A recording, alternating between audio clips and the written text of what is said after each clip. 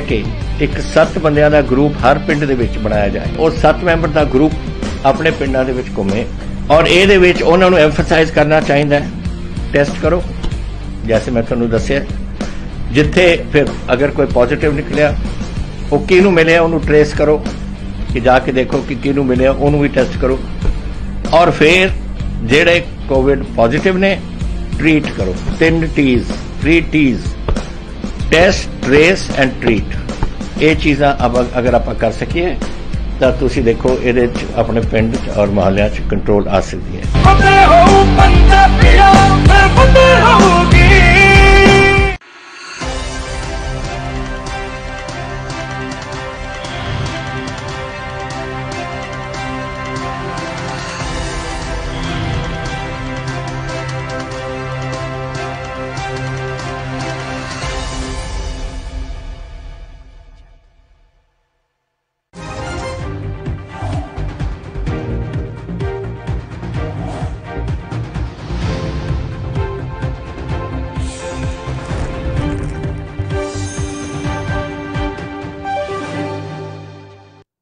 नमस्कार, स्वागत है आपका एनबी न्यूज में और मैं हूं जुबैर खान। चलिए आगाज करते हैं दमदार समाचार लगातार। केंद्रीय कैबिनेट ने बुधवार को मॉडल किराएदारी अधिनियम के मसौदे को मंजूरी दे दी।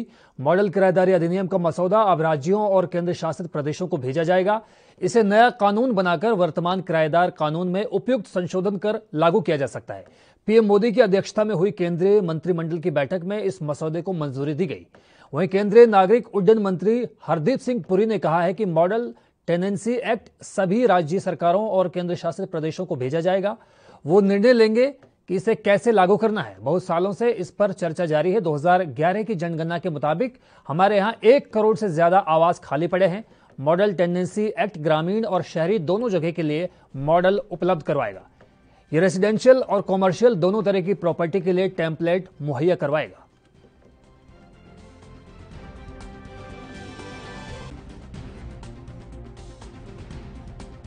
मॉडल टेनेंसी एक्ट है जो सब स्टेट गवर्नमेंट्स को और यूनियन टेरिटरीज को भेजी जाएगी ये मॉडल, और फिर वो तय करेंगे इस मॉडल को कैसे वो इम्प्लीमेंट करना चाहे। इसके बारे में पहले आपको थोड़ी जानकारी देना चाहता हूं। ये जो मॉडल टेनेंसी एक्ट है, it's a very very important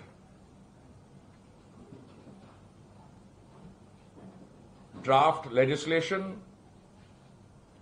it provides a template for the state governments and union territories to consider.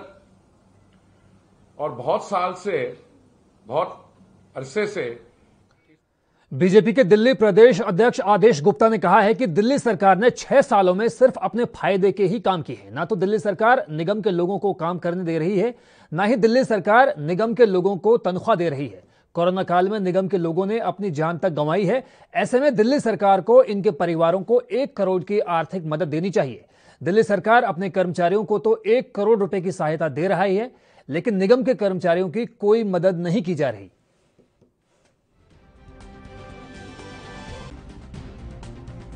Cooperative federalism के तहत एक बार सरकार बन गई तो आप उसमें पक्षपात की भावना नहीं रख सकते। अब सरकार में भले ही दिल्ली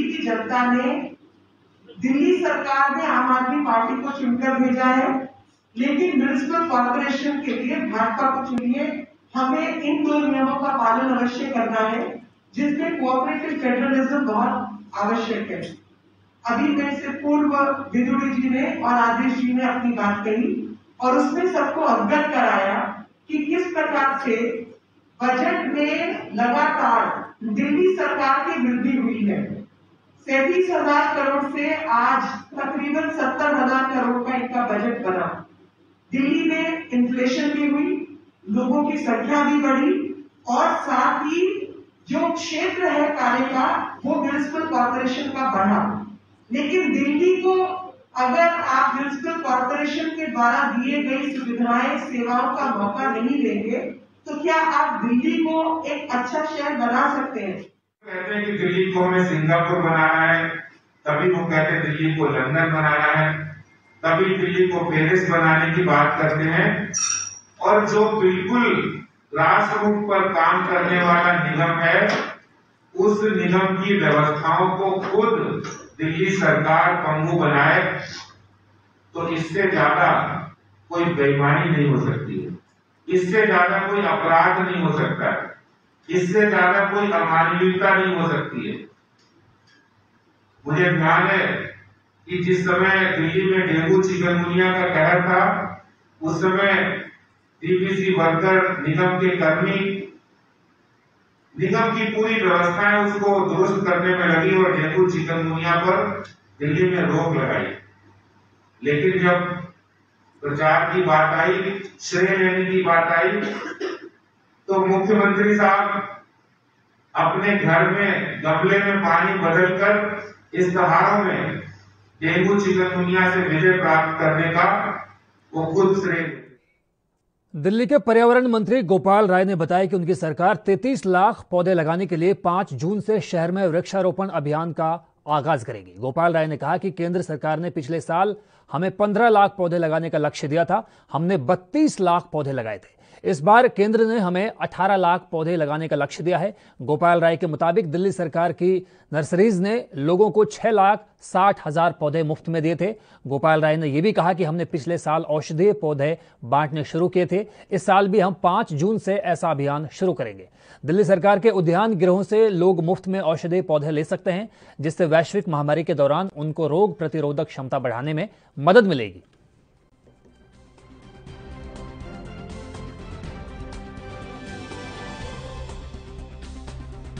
इस साल अगले 1 वर्ष में सरकार ने दिल्ली में 33 लाख पौधे लगाने का निर्णय लिया है, जिसमें बड़े पेड़ों के साथ साथ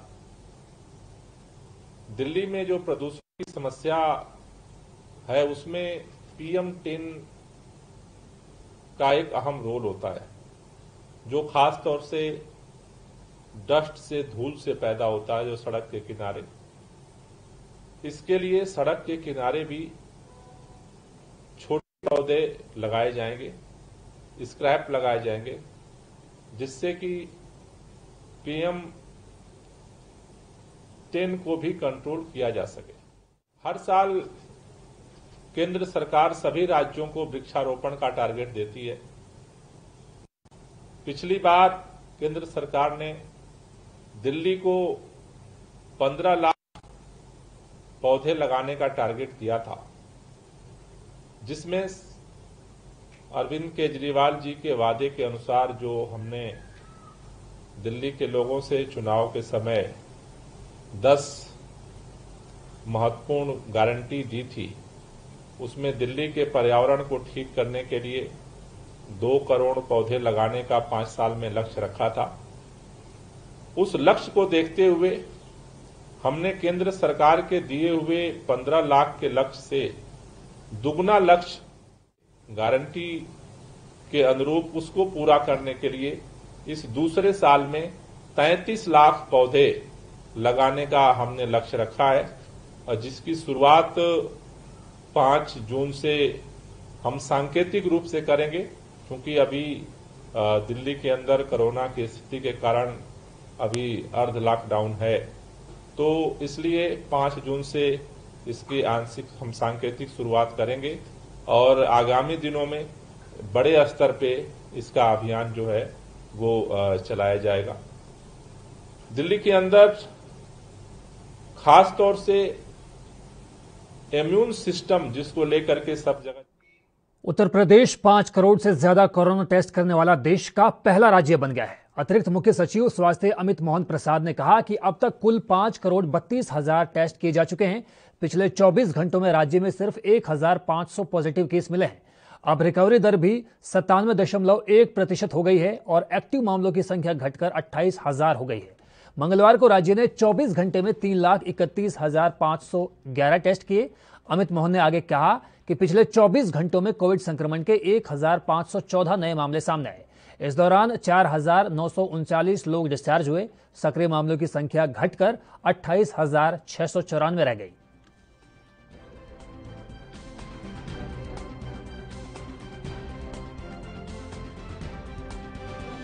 घंटों में कोविड संक्रमित व्यक्तियों में से पोर्टल पर 115 व्यक्तियों की मृत्यु दर्ज की गई है।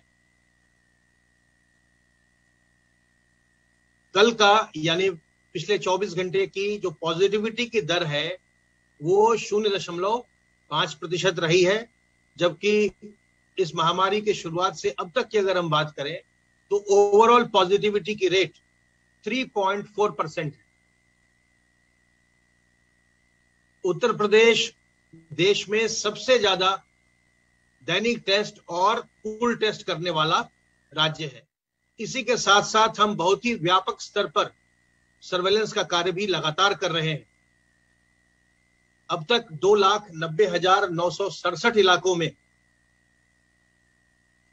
6,41,540 टीम दिवस के माध्यम से 3,56,54,019 घरों का सर्विलांस किया गया है और इनमें रहने वालों की संख्या 17,14,71,394 है।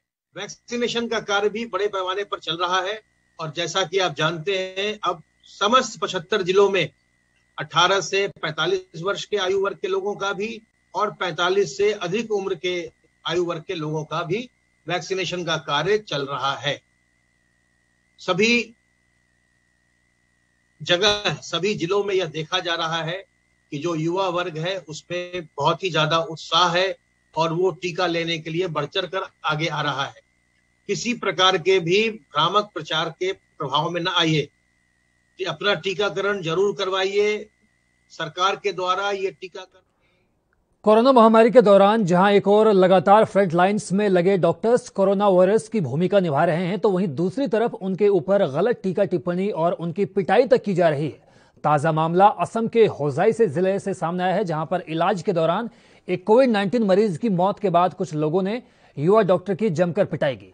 सोशल मीडिया पर वीडियो खूब वायरल हुई। असम के मुख्यमंत्री हेमंत बिस्वा शर्मा ने उस वीडियो को ट्वीट करते हुए बताया कि इस मामले में पुलिस ने 24 लोगों को गिरफ्तार किया है।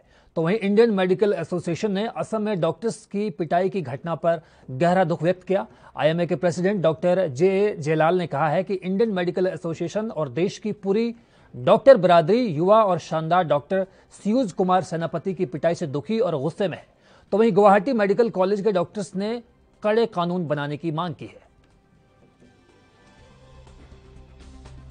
वो बहुत ही दुखदजनक है। ऐसा कभी भी किसी इंसान के भी साथ नहीं होना चाहिए, चाहे वो डॉक्टर हो या कोई भी हो। तो अभी उन लोगों के साथ जो हुआ है ऐसे ये तो हर साल ऐसा होता ही आ रहा है ना। असम में हो, इंडिया में जहाँ भी हो, ऐसा होता ही आ रहा है। तो हर बार गवर्नमेंट बोलता ही है कि ऐसा करेंगे। तो अब हम लोग मतलब ऐसा पूरा फिक्स होना चाहिए कि अब नहीं हो। हमारा हेल्थ मिनिस्टर कल बोला था कि ऐसा अगले बार से कोई किसी का कुछ भी नहीं कुछ उखाड़ नहीं पाएगा, ऐसा बोला हमारा हेल्थ मिनिस्टर ने। तो हम लोग आशावादी है कि इस बात की कि अभी जो भी बोला है उसने ऐसा ही हो, मतलब कुछ भी ना हो, ऐसा कुछ अगले बार ऐसा मतलब हमको ऐसा कुछ फेस करना ना पड़े। अभी कोविड-19 सिचुएशन सब चल रहा है, तो वो जब कल ऐसा पेशेंट हुआ था कि पेशेंट मतलब कोविड में ही उसका ये हो गया था ना, तो उस हिसाब से गांव के लोग ऐसे मतलब सिचुएशन को समझ नहीं पाता, फिर डॉक्टर को ही हमला करता है ना। हम लोग चाहते हैं कि सिक्योरिटी पर्सन जो होता है ना, हर हेल्थ केयर फैसिलिटी के बाहर ऐसा टाइट सिक्योरिटी रहना चाहिए। अभी तो बहुत दुख की बात है कि हमारे साथ ऐसे हो रहा है। हम डॉक्टर लोग तो मतलब सर्व करते हैं, सेल्फलेसली सर्व करते हैं सब लोगों को, तो दुख की बात है। जो लोगों को बचाते हैं उन लोगों के ऊपर अत्याचार हो रहा है। अब जो लोगों को बचाते हैं उनके ऊपर अगर अत्याचार होने लगेगा तो हम किसको बचाएंगे? अगर हम ही मर रहे हैं तो हम किसको बचाएंगे? आप बोलिए, है ना। तो अब लोग क्या चाहते हैं? अभी हम लोग क्या चाहते हैं, मतलब एटलीस्ट अवेयरनेस होना चाहिए इस बारे में। हमें सिक्योरिटी चाहिए, वो सब चाहिए। मतलब एक हम जब वर्क प्लेस पे आए हैं हमें सिक्योर फील करना चाहिए, क्योंकि हमारा क्या है, डायरेक्ट पब्लिक के साथ रिलेशन है। कौन कैसे आता है, कौन सा किसका। बिहार के सीएम नीतीश कुमार ने बुधवार को सूबे की बेटियों के लिए बड़ा ऐलान किया है। बच्चियों को उच्च शिक्षा की ओर आकर्षित करने के लिए बिहार सरकार ने राज्य के तमाम मेडिकल और इंजीनियरिंग कॉलेजेस में आरक्षण देने का ऐलान किया है। सरकारी ऐलान के मुताबिक अब राज्य के सभी मेडिकल और इंजीनियरिंग कॉलेजों में बिहारी छात्रों को 33% आरक्षण मिलेगा। बता दें कि सीएम के वीडियो कॉन्फ्रेंसिंग से इंजीनियरिंग और मेडिकल विश्वविद्यालय स्थापित करने के संबंध में प्रस्तावित विधेयक का प्रेजेंटेशन दिया गया। इस दौरान विज्ञान और प्रौद्योगिकी विभाग के सचिव लोकेश कुमार सिंह और स्वास्थ्य विभाग के अपर मुख्य सचिव प्रत्यय अमृत ने कॉलेजों के संबंध में विस्तृत जानकारी दी। प्रेजेंटेशन के दौरान सीएम ने कहा कि इंजीनियरिंग और मेडिकल विश्वविद्यालय स्थापित होने से कॉलेजों का बेहतर ढंग से प्रबंधन हो सकेगा।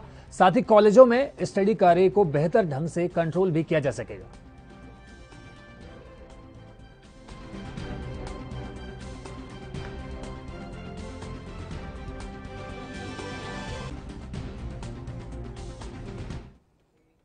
महाराष्ट्र सरकार ने कैबिनेट की बैठक के बाद 12वीं की बोर्ड की परीक्षाएं स्थगित करने का फैसला लिया है। महाराष्ट्र के शिक्षा मंत्री वर्षा गायकवाड़ ने कहा है कि हमने बच्चों की सुरक्षा के लिए 12वीं की बोर्ड परीक्षा कैंसिल करने का फैसला लिया है।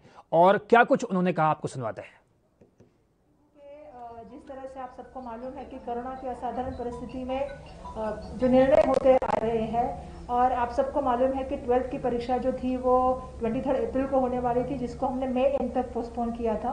फिर कोविड की परिस्थिति देखते हुए पोस्टपोन होते गई, और फिर कल केंद्र सरकार की जो निर्णय हुआ गया, जो केंद्र सरकार ने अनाउंस किया कि सीबीएसई की 12th की जो एग्जामिनेशन है उसको रद्द करने का निर्णय केंद्र सरकार की तरफ से हुआ।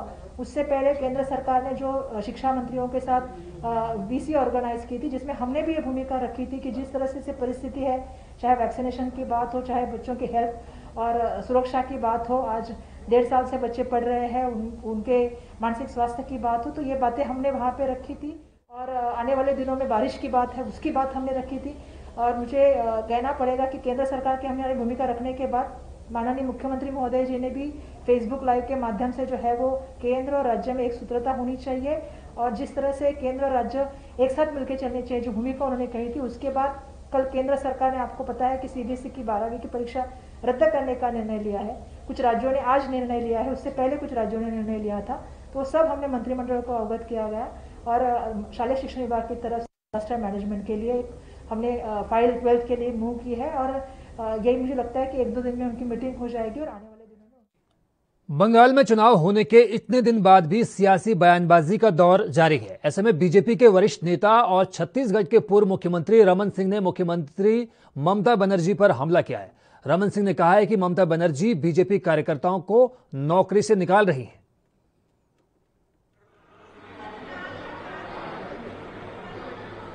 वहां के मुख्यमंत्री ने, जिन्होंने 10 साल सत्ता में शासन किया,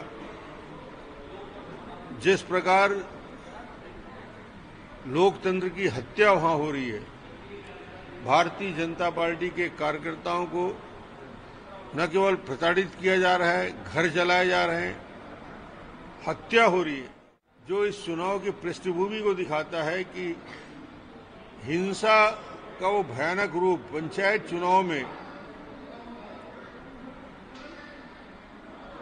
150 से ज्यादा भारतीय जनता पार्टी कार्यकर्ताओं की हत्या हो जाती है। लोकसभा चुनाव में 18 सीट हम जीत के आए, और उसके बाद हिंसा का तांडव वहां हुआ, और अभी यही हालत है। हम 3 सीट से बढ़ के 76 सीट हो गए। ममता बनर्जी को ये भी बर्दाश्त नहीं हो रहा है। भारतीय जनता पार्टी के कार्यकर्ताओं को नौकरियों से निकाला जा रहा है। प्राइवेट सेक्टर के जिस फैक्ट्री में काम करते हैं, उस फैक्ट्री को नोटिस देके उन्हें निकालने का काम हो रहा है। प्राइवेट बैंकिंग इंस्टीट्यूशन में है, उनको निकालने का काम हो रहा है।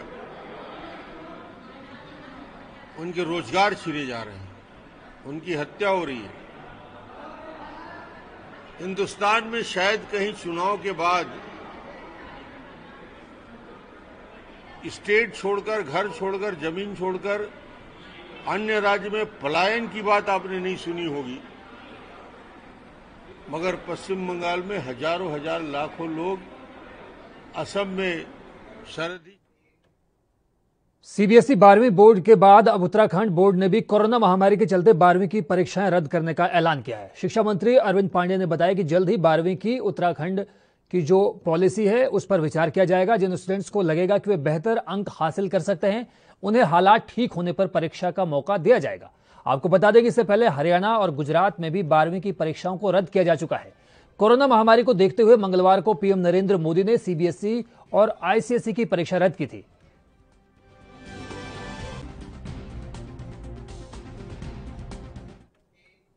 कोरोना वैक्सीन का संकट झेल रहे देश को जल्द ही अब हिमाचल में बनने वाली कोविड वैक्सीन की मदद मिल सकती है। हिमाचल के फार्मा हब बीबीएन में कोवैक्सीन बनाने वाली पेनेशिया कंपनी को हिमाचल में इसके प्रोडक्शन की इजाजत मिल गई है।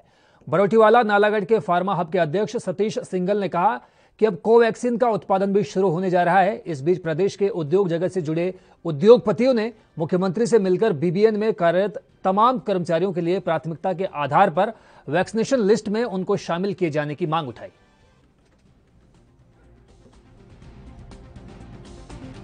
1.5 से 2 लाख लोग होंगे जिनके लिए हमें टीकाकरण किया कार्यक्रम करना पड़ेगा। क्या कोई मैकेनिज्म बनाने की बात पे भी डिस्कशन हुई है कि किस तरह से अगर इंडस्ट्री अपनी तरफ से कंट्रीब्यूट करती है in case of terms of money?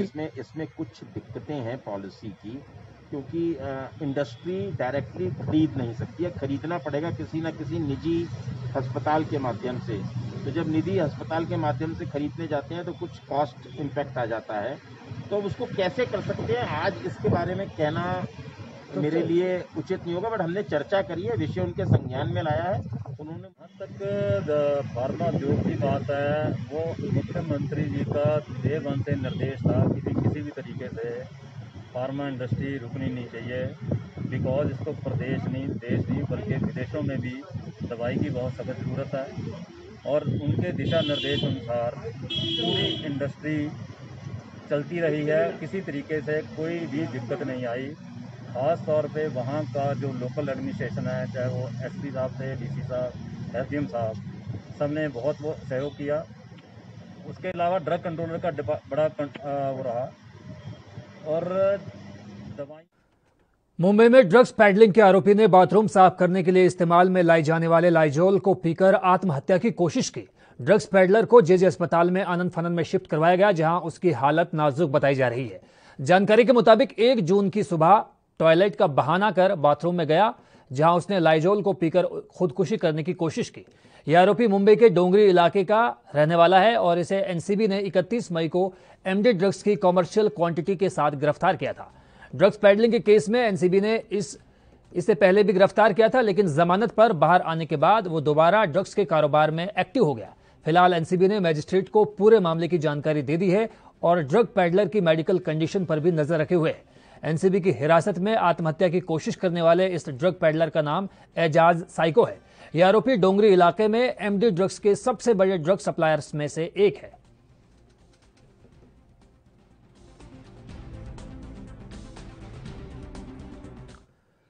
Jammu Kashmir के सांबा जिले में आज भी कई ऐसे गांव हैं जहां पानी के लिए लोग तरस रहे हैं और लोग प्राकृतिक जल सोर्सेज पर पूरी तरह से डिपेंड हैं। आजादी के करीब 7 दशक बाद भी इन गांवों के लोगों के लिए साफ पानी की कोई व्यवस्था मौजूद नहीं है।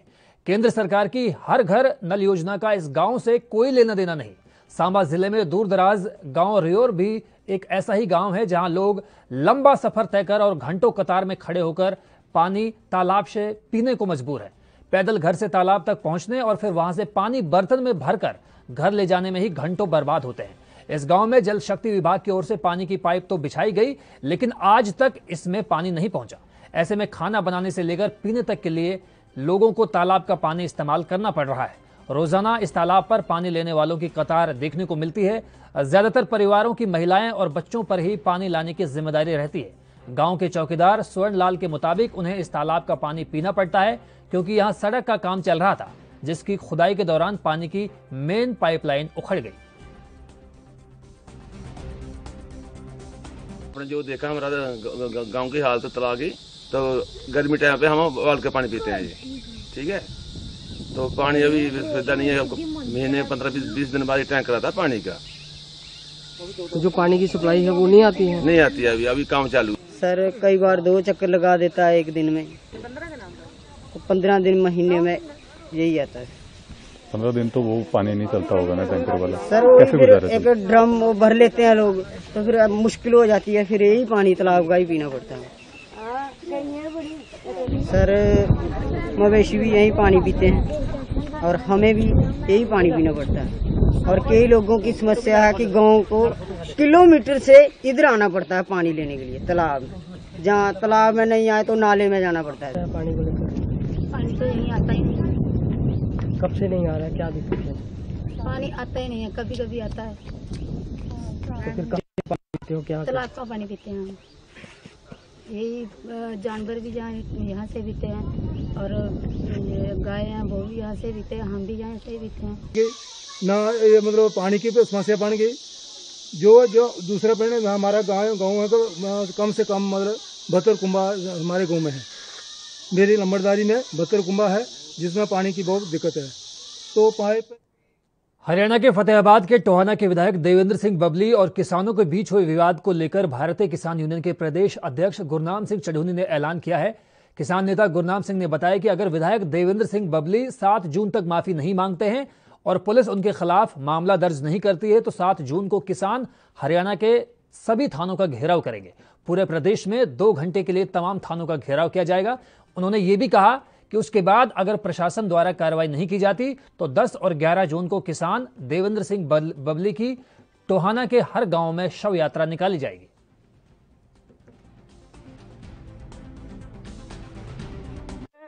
प्रशासन उसके ऊपर तुरंत मुकदमा दर्ज कर दे और 751 में नहीं, उसने जनता को गालियां दी है, उसने भड़काया है, उसको पब्लिक को भड़काने का मुकदमा दर्ज कर दे। उसने हमारे एक भाई के गुप्तांग पे चोट मारी है, मर सकता था, 307 का मुकदमा दर्ज कर दे।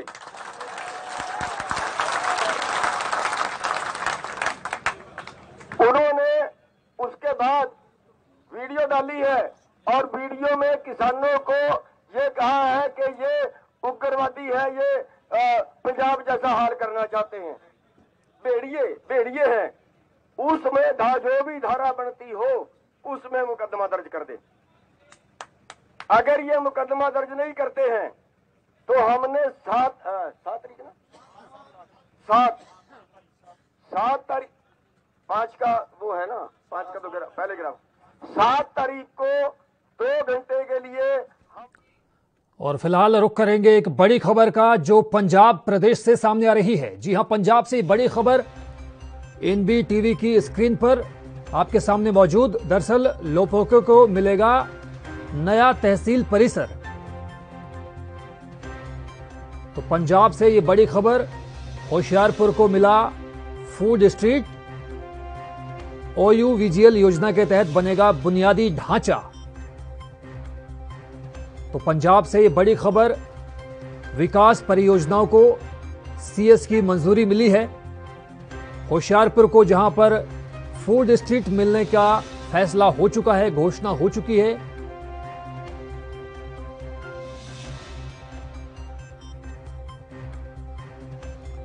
तो वहीं लोपोको को मिलेगा नया तहसील परिसर। तो पंजाब से बड़ी खबर, होशियारपुर को फूड स्ट्रीट मिल चुका है। काफी समय से होशियारपुर निवासी इसकी मांग कर रहे थे। OUVGL योजना के तहत ये बुनियादी ढांचा पूरा किया जाएगा। तो कई तरह की विकास परियोजनाओं को CS के तहत मंजूरी मिल गई है। होशियारपुर को फूड स्ट्रीट मिलने की खबर सामने आई है। यूपी के अलीगढ़ में जहरीली शराब से 80 से ज्यादा मौत के मामले का जिम्मेदार और शराब माफिया अनिल चौधरी को जेल में VVIP ट्रीटमेंट मिल रहा है, जिसका एक्सक्लूसिव वीडियो ANB न्यूज के पास मौजूद है। वीडियो में देखा जा रहा है कि थाने में सभी सुविधा अनिल चौधरी को पुलिस मुहैया करवा रही है। गैलरी में थाने के अंदर बेड पर गद्दे में बैठकर शराब माफिया अनिल चौधरी आराम फरमा रहा है। जानकारी मिली है कि इंस्पेक्टर प्रवेश कुमार माफिया को यह लग्जरी सुविधाएं मुहैया करवा रहा है।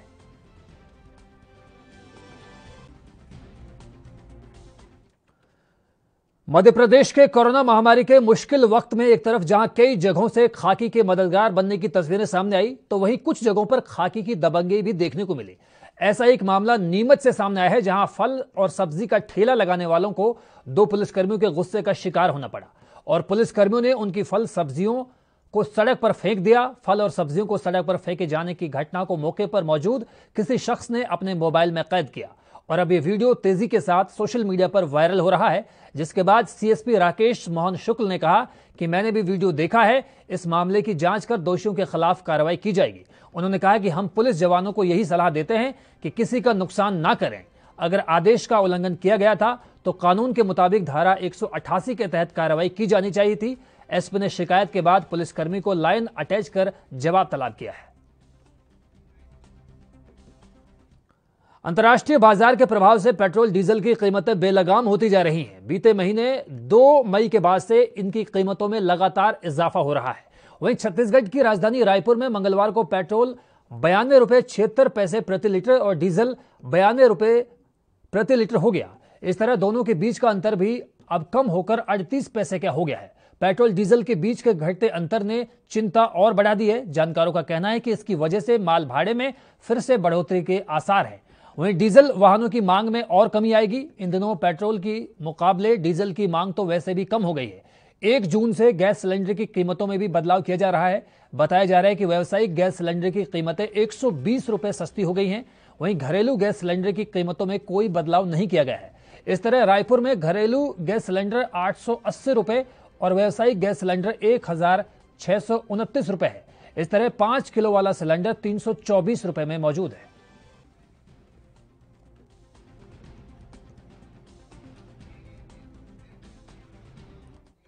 फिलहाल वक्त ब्रेक का हुआ है, जल्द हाजिर होते हैं।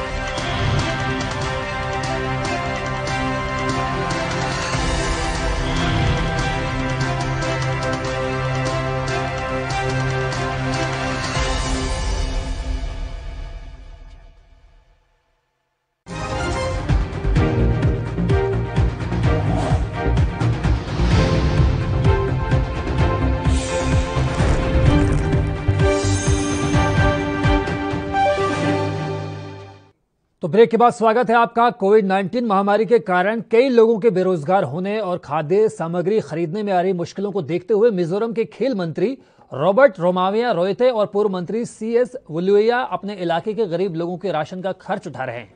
2018 के विधानसभा चुनाव में आइजोल पूर्व द्वितीय निर्वाचन क्षेत्र से जीते रोयते ने घोषणा की है कि वो 8 महीने तक अपने क्षेत्र के 11,000 से ज्यादा गरीब लोगों के लिए राशन का खर्च वहन करेंगे और वो अपने पैसों से ये खर्च उठाएंगे, न कि सरकारी निधि से। आपको बता दें कि खेल मंत्री ने मई में 11,087 लोगों के राशन का खर्च उठाया था।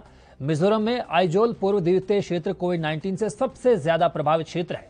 आइजोल फुटबॉल क्लब के मालिक रोयते ने कहा कि वो 2018 में विधानसभा चुनाव में निर्वाचित होने के बाद से ही गरीब लोगों के लिए अपना मासिक वेतन बचा रहे हैं। दिल्ली पुलिस ने पहलवान सागर धनखड़ हत्याकांड में ओलंपिक विजेता रेसलर सुशील कुमार की तीसरी बार कस्टडी की मांग अदालत के समक्ष रखी। 4 दिन की दूसरी रिमांड की अवधि खत्म होने के बाद बुधवार को उसे कोर्ट में पेश किया गया था। दिल्ली पुलिस के वकील ने कोर्ट में सुनवाई के दौरान कहा कि सागर धनखड़ की मौत हो गई, वो उभरता हुआ पहलवान था और बाकी लोग बुरी तरह से घायल हैं। इसमें वीडियो सबसे अहम सबूत है। ये वीडियो सबके बीच भेजने के लिए बनाया गया था, जिससे वो ये कह सके कि मैं कुछ भी कर सकता हूं। दिल्ली पुलिस ने तीसरी बार हिरासत के लिए तर्क दिया कि ओलंपिक पदक विजेता सुशील कुमार जांच में सहयोग नहीं कर रहे हैं और कह रहे हैं कि उनसे पता नहीं कैसे ये सब हो गया, सब कुछ बर्बाद हो गया। पुलिस ने यह भी कोर्ट को बताया कि DVR अब नहीं मिल रही है। वारदात के वक्त आरोपियों द्वारा पहने गए कपड़े भी नहीं मिले हैं। हमें ये सब रिकवर करने के लिए कस्टडी चाहिए। यूपी में कोरोना कर्फ्यू हटते ही लोगों की लापरवाही भी सामने आ रही है। राज्य सरकार ने 55 जिलों में कोरोना कर्फ्यू हटा दिया है और अनलॉक की प्रक्रिया शुरू की है, जिसके बाद बाजार खुलने शुरू हो गए हैं। जालौन में बाजार खुलते ही भीड़ जमा होने लगी। साथ ही लोग सोशल डिस्टेंसिंग की धज्जियां उड़ाते हुए नजर आए। इस दौरान लोगों में कोरोना का कोई भी खौफ नहीं देखा गया। लोग बिना मास्क के बाजार में खरीदारी करते हुए दिखाई दिए। वहीं दुकानदार भी बिना मास्क के ही ग्राहकों को सामान देते हुए नजर आए।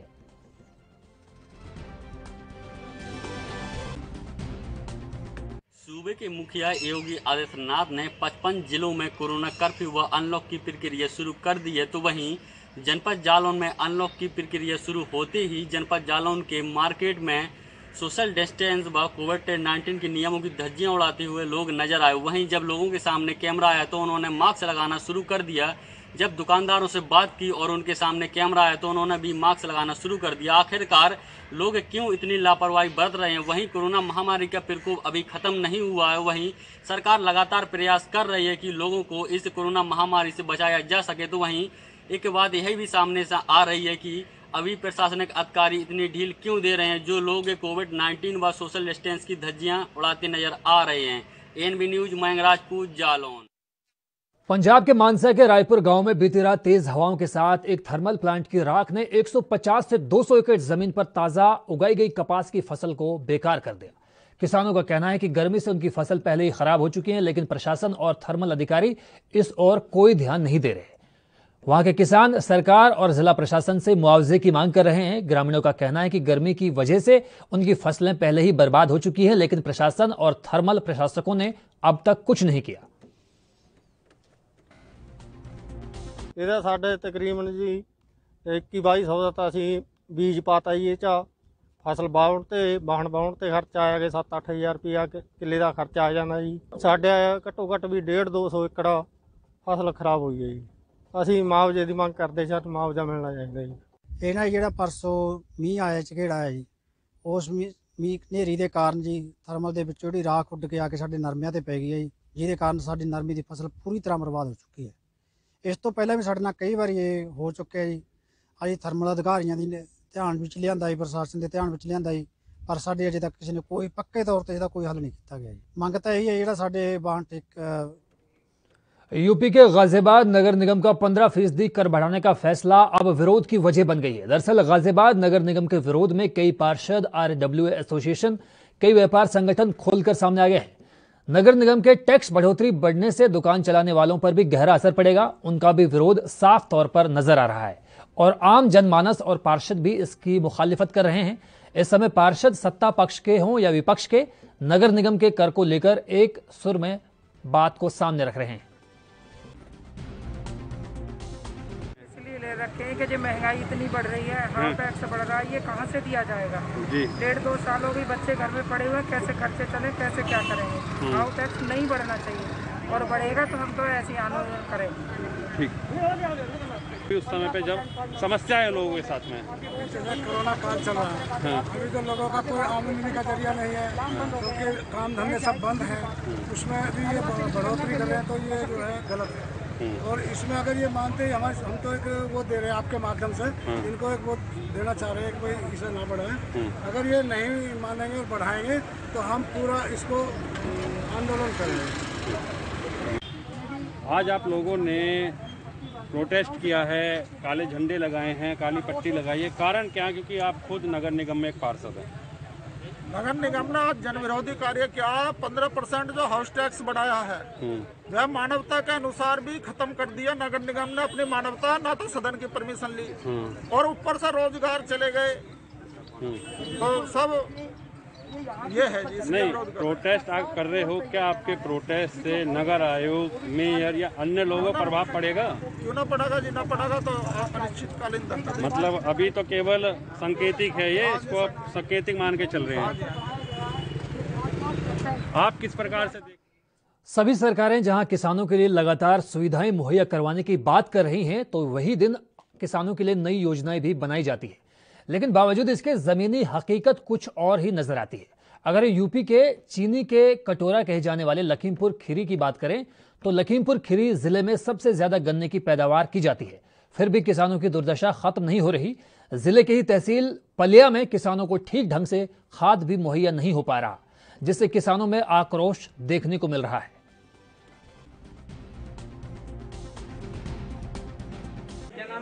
बलराम बेला कला। ये जो खाद वाला मामला चल रहा है क्या है? यहाँ तो सब डिस्प्यूट मामला चल रहा है। यहाँ खाद कुछ देते नहीं हैं और पैसा लेते हैं, तो वो वही हिसाब से जो है जिनका पैसा उनका खाद देते हैं, वरना देते नहीं, आधारों पे नहीं देते हैं। कब से हो रहा है? यह कब से समझ जाइए, तो 2 साल हो जा रहे हैं धीरे धीरे। अगर आप लोग मार्केट से खरीदते हैं तो मार्केट में क्या रेट चल रहा है? तो मेरे मार्केट में 400 450। तो गरीब आदमी कहाँ से इससे पूर्ण कर पाए हैं? देखो लॉकडाउन चल रहा है। अभी अधिकारियों से आपने अधिकारी यहाँ आते भी नहीं है। अधिकारी यहाँ आवे तो फिर कोई निर्णय हो। खाद उद्यम का नाम क्या है? तिलोकपुर। इस समिति का नाम क्या है? समिति खाद तिलोकपुर किसान सेवा समिति। खाद के मामले में एक तो कोरोना काल से किसान परेशान है और दूसरे वहाँ खाद नहीं मिल पा रही। 4-4 दिन बेचारे वहाँ किसान पड़े रहते हैं और वही खाद प्राइवेट दुकानों पर चली जाती है, वहाँ से लोग बढ़ा के दामों में बेच रहे हैं। काफ़ी परेशानी जनता, क्षेत्र की जनता काफ़ी परेशान है। अच्छा, वहाँ पर काफ़ी भीड़ भाड़ की भी आपने घटना देखी होगी। वहाँ पर एक खाद लेने आया था ग्रामीण, हाँ, वहाँ पर मौत भी हो गई थी। मौत हो गई थी। तो ये इनकी लापरवाही है। जो समिति में कर्मचारी हैं वहाँ, उनकी ज़्यादा लापरवाही। जैसे वो बीमार हुआ था तो इनको सूचना करनी थी, एम्बुलेंस बुलानी थी या 112 पर कॉल करनी थी। पंजाब के पूर्व कैबिनेट मंत्री और मौजूदा कांग्रेस के एमएलए नवजोत सिंह सिद्धू के विधानसभा क्षेत्र में उनकी गुमशुदगी के पोस्टर लगाए गए हैं। नवजोत सिंह सिद्धू ने पूर्वी विधानसभा क्षेत्र से चुनाव जीता था। इसी क्षेत्र में पोस्टर लगाए गए हैं जिस पर गुमशुदा की तलाश लिखा गया है। साथ ही इसमें ढूंढने वालों को 50,000 रुपए की राशि देने की घोषणा भी की गई है। आपको बता दें कि नवजोत सिंह सिद्धू विधानसभा क्षेत्र में बहुत कम आए हैं। इससे पहले वो अमृतसर से सांसद थे तो उस वक्त भी इस तरह के पोस्टर लगाए गए थे। उस वक्त भी वो भाजपा से सांसद थे। ये पोस्टर जोड़ा फाटक के नजदीक स्थित रसूलपुर कलर में शहीद बाबा दीप सिंह जी सेवा सोसाइटी के अध्यक्ष अनिल वशिष्ठ और उसके सदस्यों ने लगाए हैं। उनका कहना है कि नवजोत सिंह सिद्धू विधानसभा क्षेत्र में नहीं आते, लोगों को उनकी तलाश है। ये सरदार नवजोत सिंह सिद्धू के पोस्टर लगाए हैं जो हल्का पूर्वी अमृतसर से एमएलए हैं। 4.5 साल हो गए हैं, हल्के के किसी भी आदमी ने उनका चेहरा नहीं देखा। सिर्फ उनका काम था जीत के जाना और उसके बाद लोगों के हाल के बारे में कुछ भी नहीं पूछना। आप देखो कि अमृतसर से वो 3 बार एमपी रह चुके हैं, कैबिनेट मिनिस्टर भी रह चुके हैं, अभी वो मौजूदा एमएलए हैं। इतना कुछ अमृतसर के लोगों ने उनके लिए किया है, इतना कुछ दिया है। उसके बदले में आप बताओ मुझे कि अमृतसर के लोगों को सरदार नवजोत सिंह सिद्धू ने क्या वापस किया? एमपी रहकर जब वो एमपी बने, अमृतसर के लोगों को बहुत उम्मीदें थी कि नई इंडस्ट्री आएगी, अमृतसर में काम मिलेगा लोगों को। क्या मिला? बाबा जी का ठुल्लू। वो ठोको ताली वाला हिसाब हुआ है। खबर महाराष्ट्र की राजधानी मुंबई से है, जहां एक पत्नी ने पति की हत्या कर दी। दरअसल अपने प्रेमी के साथ मिलकर पत्नी ने इस सनसनीखेज वारदात को अंजाम दिया। सिर्फ इतना ही नहीं, आरोपी पत्नी ने हत्या कर शव को घर के किचन में दफना दिया। दरअसल मुंबई के दहीसरपुर के खान कंपाउंड इलाके में रहने वाली 27 वर्षीय शाहिदा का अफेयर अनिकेत उर्फ अमित से चल रहा था। इस बात की जानकारी शाहिदा के पति रईस शेख को लगी। रईस दहीसरपुर रेलवे स्टेशन के पास एक कपड़े की दुकान में नौकरी करता था। पत्नी 6 साल की बेटी और 2.5 साल के बेटे के साथ घर पर रहती थी। इसी बीच पड़ोस में रहने वाले अनिकेत उर्फ अमित शाहिदा के अनैतिक संपत्ति बन गए। 11 दिन पहले रईस ने शाहिदा और अमित को संदिग्ध परिस्थितियों में पकड़ लिया, जिसे लेकर प्रेमी और पति में झड़प शुरू हो गई। झड़प के दौरान शाहिदा ने अमित के साथ मिलकर रईस की हत्या करने का प्लान बनाया और दोनों ने मिलकर रईस का चाकू से गला काट दिया। इससे पहले कि दोनों इस घटना को सकुशल अंजाम दे पाते, उससे पहले ही उसकी 6 साल की बेटी अपने 2.5 साल के बेटे के साथ घर के अंदर आ गई और घटना के मुख्य गवाह बन गए।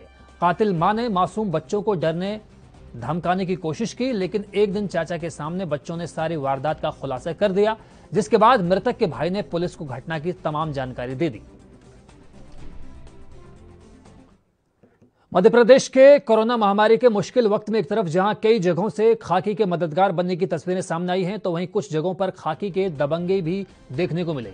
ऐसा एक मामला नीमच से सामने आया है, जहां फल सब्जी का ठेला लगाने वालों 2 पुलिसकर्मियों के गुस्से का शिकार होना पड़ा और पुलिसकर्मियों ने उनकी फल सब्जियों समेत सड़क पर फेंक दी।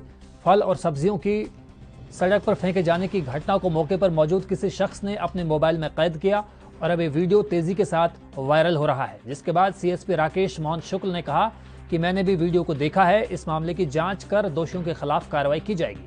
उन्होंने कहा कि हम पुलिस जवानों को यही सलाह देते हैं कि किसी का नुकसान नहीं किया जाए।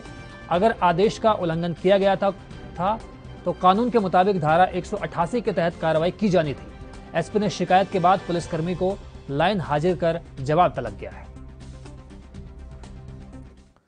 हैदराबाद की एक 13 वर्षीय लड़की ने सोमवार को 84 सेकंड में 84 सिरेमिक टाइल्स तोड़कर नया रिकॉर्ड बना दिया। हर साल 2 जून को मनाए जाने वाले तेलंगाना स्थापना दिवस के मौके पर कराटे ब्लैक बेल्ट धारक गणा संतोषिनी रेड्डी ने कहा कि उन्होंने 84 सिरेमिक टाइल्स को तोड़ने का फैसला किया, क्योंकि तेलंगाना को बने 84 महीने हो चुके हैं। मैंने 31 मई को 84 सेकंड्स में 84 सिरेमिक टाइल्स को हाथ से तोड़कर विश्व रिकॉर्ड बनाने का फैसला किया। गणा संतोषिनी रेड्डी ने कहा कि उसने रोजाना लगभग 5 से 6 महीने तक प्रैक्टिस की और इस गति को प्राप्त करने के लिए प्रैक्टिस के दौरान कई बार टाइल्स तोड़े और इस तरह एक नया रिकॉर्ड बनाया। संतोषिनी के नाम कई रिकॉर्ड पहले से दर्ज हैं, जिसमें एक ओर से दूसरी ओर घुमाने का विश्व रिकॉर्ड भी शामिल है। इसे उन्होंने 2012 में 39 मिनट में पूरा किया। रेड्डी ने कहा, मैंने 39 मिनट में 3315 बार सिर घुमाया और ये मेरा पहला रिकॉर्ड था। साल 2013 में मुझे एक ही प्रदर्शन में नृत्य, योग और कराटे के मिश्रण के लिए बाला स्तरीय पुरस्कार मिल चुका है। I started karate at the age of 3 years. At my 4.5 years, I have set first record that is in 12 date, 12 year, 12 date, 12 seconds, 12 year. 5th Telangana Foundation Day, I and my sister have taken a record, and now in 7th Telangana Foundation Day, I have taken it.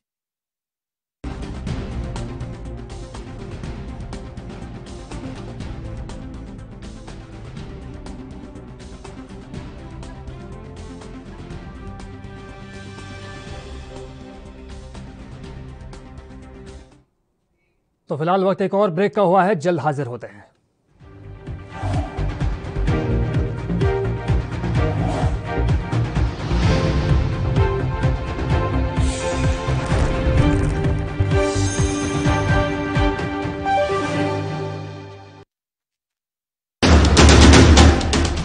राष्ट्र धर्म रात 8 बजे सिर्फ ANB news पर।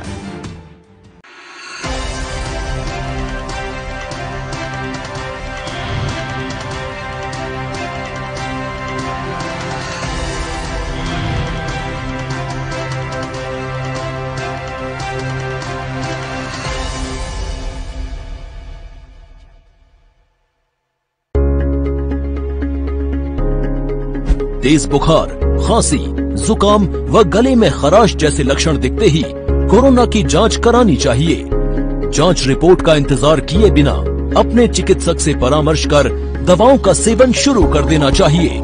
लक्षण दिखते ही जरूरी है कि होम आइसोलेशन का पालन किया जाए, जिससे परिवार के दूसरे सदस्यों में संक्रमण न फैले। घर में भी मास्क पहने, हाथों को साबुन या सैनिटाइजर से साफ रखें और 2 गज की दूरी का पालन करें।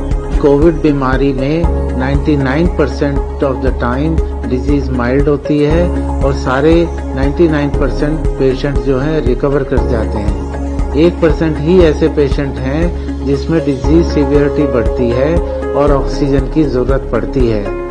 और ये ऑक्सीजन की जरूरत जो है, जब ऑक्सीजन सैचुरेशन का कट ऑफ 94% से नीचे हो जाता है, तब ऑक्सीजन की हमें जरूरत पड़ती है। जब तक हमारा अस्पताल में एडमिशन नहीं होता है, हम अपना ऑक्सीजन का स्तर बढ़ा सकते हैं। अगर हम प्रोन यानी कि पेट के बल लेट जाते हैं और सांस लेते हैं गहरी गहरी, तो ऐसे में ऑक्सीजन का स्तर 3 से 4% बढ़ जाता है और जितनी बार आप ऐसी प्रक्रिया करते हैं वो यूजफुल होती है। घबराने की नहीं है बात, सरकार खड़ी है साथ।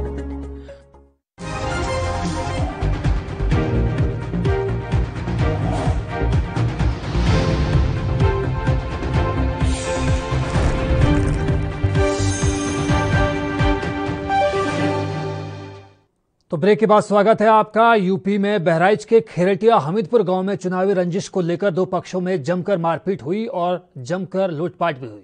इस दौरान दोनों पक्षों में जमकर ईंट पत्थर चले। उपद्रवियों ने दुकानों और वाहनों में जमकर तोड़फोड़ मचाई। इस दौरान मासूम बच्ची समेत 5 लोग घायल हो गए। घटना की सूचना मिलते ही पुलिस मौके पर पहुंची। तब तक मामला हालांकि शांत हो चुका था और उपद्रवी फरार हो चुके थे। फिलहाल पुलिस मामले की जांच में जुट गई है।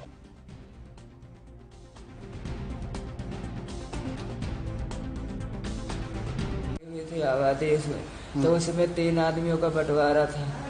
तो वो जमीन जो थी वो गलत नबी प्रधान ने गलत नपवा के गलत जगह सबको दे दिया था। एक आदमी को तो बिना कागज के ही उसको दे रखा था और दूसरे को जो मेरी जमीन जहाँ पे थी वहाँ पे क्या नाम है बरसाती को बैठा के रखा है। और जब हम लोग कुछ बोलते हैं या किसी चीज़ को लेकर जब मना करते हैं तो लाठी डंडा लेकर मारने दौड़ते थे पहले। और उसके बाद में अब की जब हम लोग मतलब उसको उठवाने लगे तो हम लोग जब मना किए तब ये लोग मतलब नबी प्रधान बोले कि इनको मारो, जो भी होगा हम देखा जाएगा, प्रधान हमारे पास प्रधान है। बहराइच थाना रामगांव क्षेत्र में जमीनी विवाद को लेकर दो गुटों में खूनी संघर्ष हुआ और संघर्ष इस तरीके से बढ़ गया कि दोनों तरफ से लाठी डंडे और धारदार हथियारों से प्रहार किया गया। मौके पर थाना रामगांव की पुलिस पहुंची, 3 लोगों को गिरफ्तार किया और 24 लोगों के खिलाफ मुकदमा दर्ज कर लिया है। दर्जनों लोगों को जिला चिकित्सालय में उपचार के लिए भर्ती कराया गया है। कैमरा पर्सन के साथ रफीकुल्ला खां, ANB न्यूज बहराइच। यूपी के मुरादाबाद जनपद के मुंडा पांडे थाना इलाके के टोल प्लाजा पर किसान लगातार कृषि कानूनों के खिलाफ धरने पर बैठे हुए हैं। घटनास्थल पर बुधवार को राकेश टिकैत भी दिल्ली से मुरादाबाद पहुंचे। मुंडा पांडे टोल प्लाजा पर राकेश टिकैत के पहुंचते ही किसानों ने राकेश टिकैत का जोरदार स्वागत किया।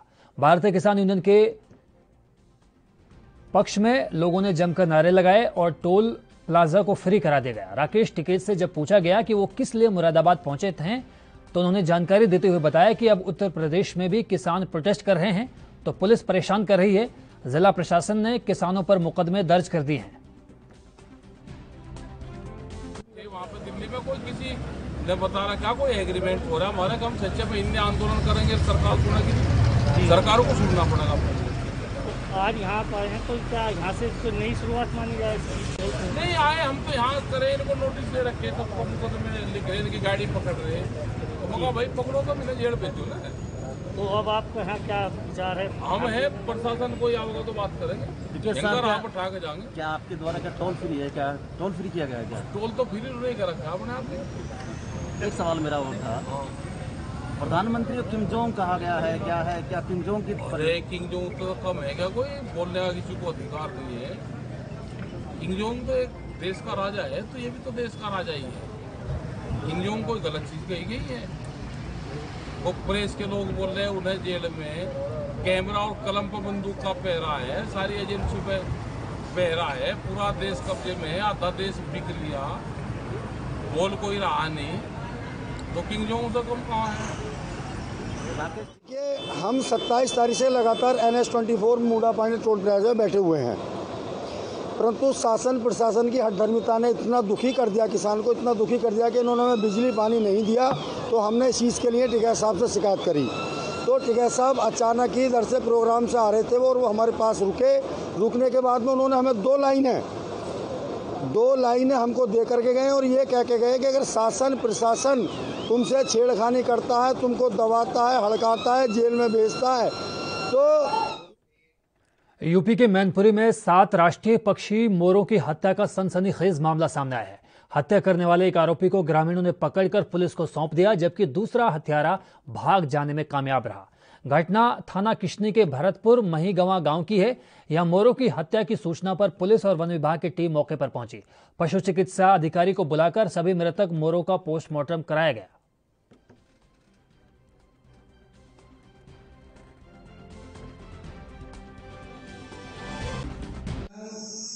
मेरा नाम सिकंदर सिंह है। मैं किशनी तहसील में क्षेत्रीय अधिकारी के पद पर में कार्यरत हूँ। आज लगभग 1 बजे पौने 2 बजे के लगभग हमको दूरभाष से सूचना प्राप्त हुई कि ग्राम पंचायत यूपी के मुरादाबाद से सपा सांसद डॉक्टर ST हसन का कहना है कि शरीयत में छेड़छाड़ के कारण कोरोना महामारी और 2 तूफान देश को झेलने पड़ रहे हैं। उनके इस बयान पर यूपी में कैबिनेट मंत्री मोहसिन रजा ने प्रतिक्रिया दी है। साफ होता है कि ये देश के संविधान में विश्वास रखने वाले लोग नहीं चाहते हैं कि समाजवादी पार्टी जिताओ, शरिया कानून लाओ। इनकी बोली और ISIS की बोली एक सी है। ये शरिया कानून में विश्वास रखने वाले लोग हैं।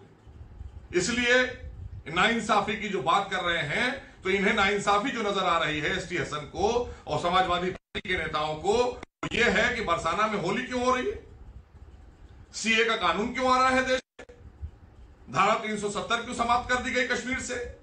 बरसाना में होली क्यों हो रही है? दीपोत्सव क्यों हो रहा है अयोध्या में? प्रभु श्री राम का भव्य राम मंदिर क्यों बन रहा है? हमने तो कार सेवकों पर गोली चलवा दी थी। तो ये वो सारी पीड़ा है जिन्होंने प्रदेश के अंदर मास स्लॉटरिंग कराई हो, जिनके दौरान हजारों दंगे हुए हो। मध्य प्रदेश के शिवपुरी शहर में एक आरक्षक की अज्ञात कारणों के चलते मौत हो गई, जिसके बाद परिजनों द्वारा आरक्षक के अंतिम संस्कार की तैयारी की जा रही थी। तभी आरक्षक के घर पुलिस पहुंची और अंतिम संस्कार की तैयारियों को रुकवा दिया।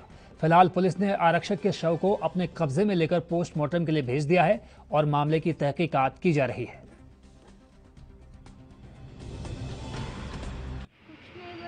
मेरे पापा मतलब रात में वॉमिटिंग वगैरह हुई, उसके बाद हम लोगों ने उनका हॉस्पिटल में, सरकारी हॉस्पिटल में ट्रीटमेंट कराया।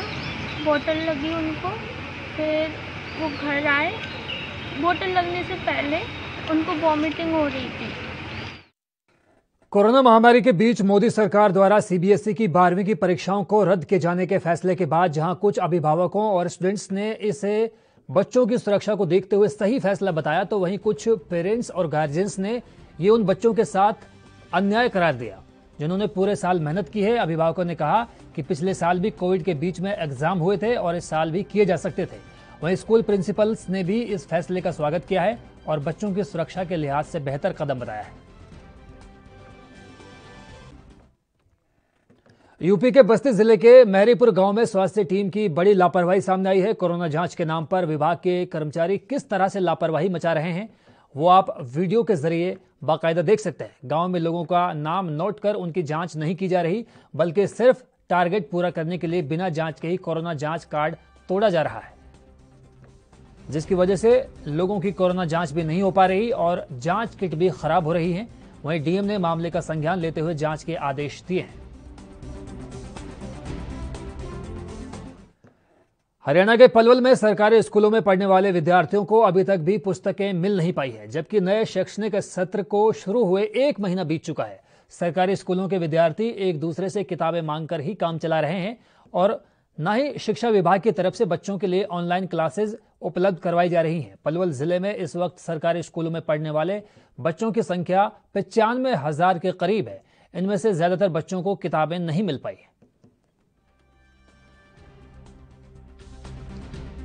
नंबर 4 में पढ़ता हूँ और मैं अब 9वीं में हो गया हूँ 8वीं से, तो मुझे 9वीं की बुक नहीं मिली है और बुक्स बहुत महंगी है, इसलिए हम नहीं खरीद पा रहे।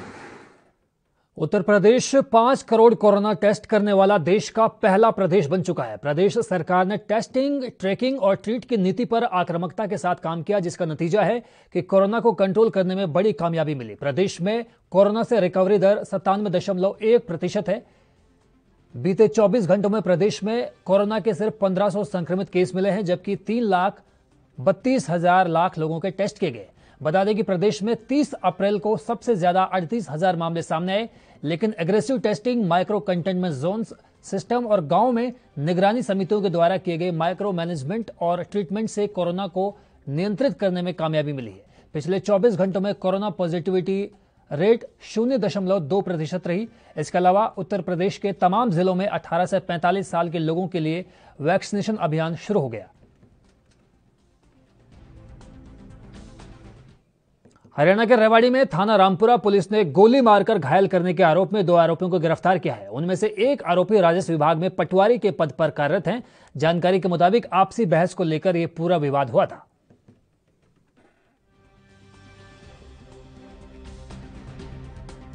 रात करीब 11:30 बजे स्कॉर्पियो में सवार 2-3 आदमियों ने मोटरसाइकिल चालक को गोली मार दी थी, जिसमें 2 आरोपी गिरफ्तार किए जा चुके हैं, जो पुलिस रिमांड पर। तो फिलहाल दमदार समाचार में बस इतना ही। मुझे दीजिए इजाजत। नमस्कार।